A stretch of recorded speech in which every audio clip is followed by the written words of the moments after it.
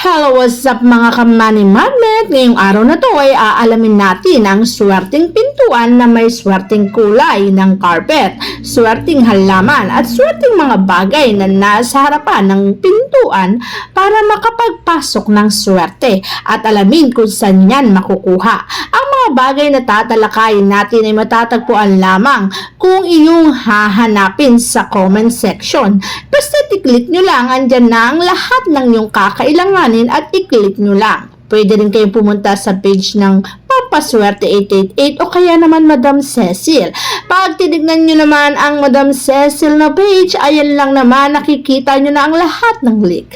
Kapag nakita nyo yan, pindutin mo na at mahanap mo ang lahat ng kakailanganin mo sa vlog natin ngayon.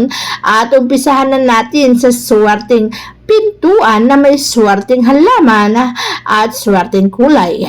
Una na lang na dapat mong pakakatandaan ang pwesto ng pintuan.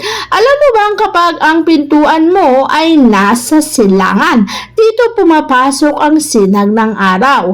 Ito ay nagbibigay ng isang magandang resulta sa tahanan. Magpapasok ito ng maraming swerte. Kaya naman mainam na red carpet ang ilagay kung nakapwesto sa silangan. Maglagay din kayo ng swerteng halaman tulad ng mga halaman na nakikita nyo sa larawan. At huwag din mawawala ang crystal ball na sumisip-sip ng pampaswerte at sasabog sa buong kabahayan. Para sa ganoon, ang buong swerte ay matagpuan mo sa loob ng tahanan, magpaikot-ikot at magbigay sa iyo ng isang kapalaran na yung inaasam-asam, lalo na ngayon sa pagpasok ng taong 2024. At ang 2024 mo ay magiging masagana, swerte at magpapasok sa iyo ng maraming kaperahan. At syempre kung sa silangan naman nakapwesto, mas maswerte ang iyong tahanan dahil dito pumapasok ang sinag ng araw na nagbibigay ng kaswertihan at sasabog sa loob ng kabahayan. Paano naman kung ang iyong pintuan ay nakapwesto sa hilagang kanluran o southwest? Kung ang iyong pintuan ay nakapwesto sa southwest, maglagay pa rin ng mga halaman dahil ang halaman ay napakaswerte. Pwede kang maglagay ng rubber plant na maswerte sa daloy o blessing ng kaperahan. Tulad din ng rubber plant, ipinapasok at isinasaboy nito ang positibong chi sa loob ng bahay.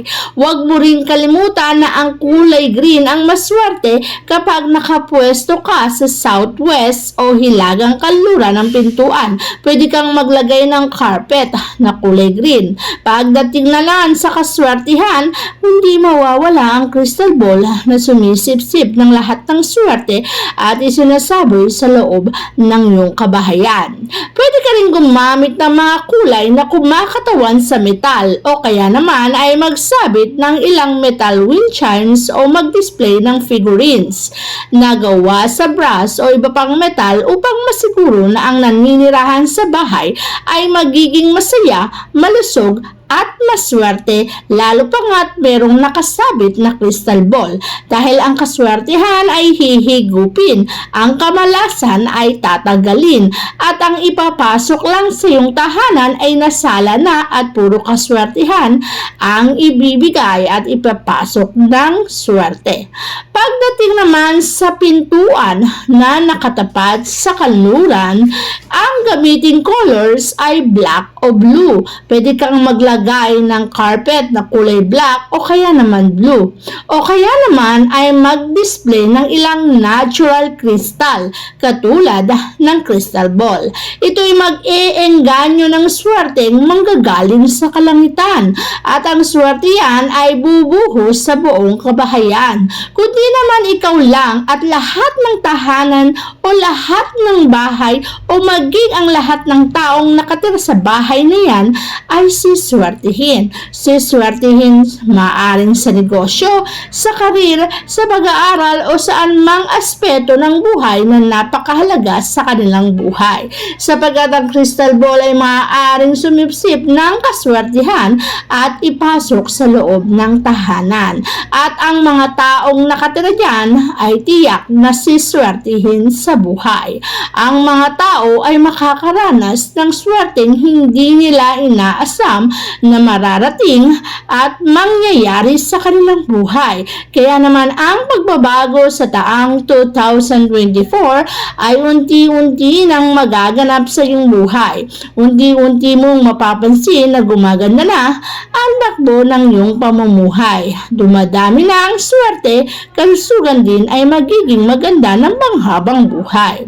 Pagdating naman sa pwesto ng pintuan na nakaharap sa northwest, dilaw ang bagay yan. Kaya naman ang color scheme na dilaw ay magiging maswerte sa taong 2024. Pwede ka rin maglagay ng kulay golden yellow.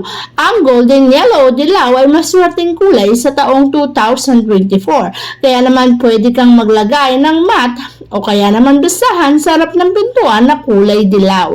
O kaya naman mag-display ng ilang natural crystal na palagi kong sinasabi ang isa sa halimbawa niyan ay ang crystal ball. Pag ganito ang iyong ginawa, siguradong papasok ang kaswertihan at bubuhos sa iyong tahanan. Maglagay ka rin ng maswerteng halaman. Ang pagbalagay ng maswerteng halaman sa magkabilang pintuan ay nagbibigay ng balanseng buhay. Swerte ka sa pera, swerte ka sa pag-ibig, at swerte sa aspeto ng pananalapi. Kaya naman ang blessing ay dadaloy din sa iyong buhay at magbibigay ng kaswertihan. I-improve nito ang takbo ng iyong pamumuhay na ang nararanasan mong kalungkutan at pagkabagabag sa pagdating ng pasok ng pera ay hindi mo na mararanasan dahil ang papasok na sa iyong buhay ay puros kaswertihan. Kung may swerteng kulay sa harapan ng iyong pintuan. Paano naman kung ang pintuan ay nakatapat sa north? Maglagay ng asul at itim upang ma-improve ang karera at ma-promote ang swerte. Ang mga pintuan kasi na nakaharap sa north area ay sinasabing lugar ng karir at success sa buhay. Kaya naman ang mga taong nakatira sa tahanan na ang pintuan ay nakatapat sa north area ay nagtatagumpay sa kanilang mga karir kahit ano pang karir ang kanilang tahakin. Ito'y nagkakaroon ng magandang resulta, nagbibigay ng magandang improvement, promotion o kaya naman success. Bukod sa kulay blue na pwede mong ilagay sa harapan ng pintuan, maglagay ka rin ng kristal para anumang balakid na pwedeng mangyari sa iyong karir o trabaho ay hindi na maganap o mangyari sa buhay mo. Tatanggalin ang lahat ng kamalasan at ipapasok ang kaswertihan.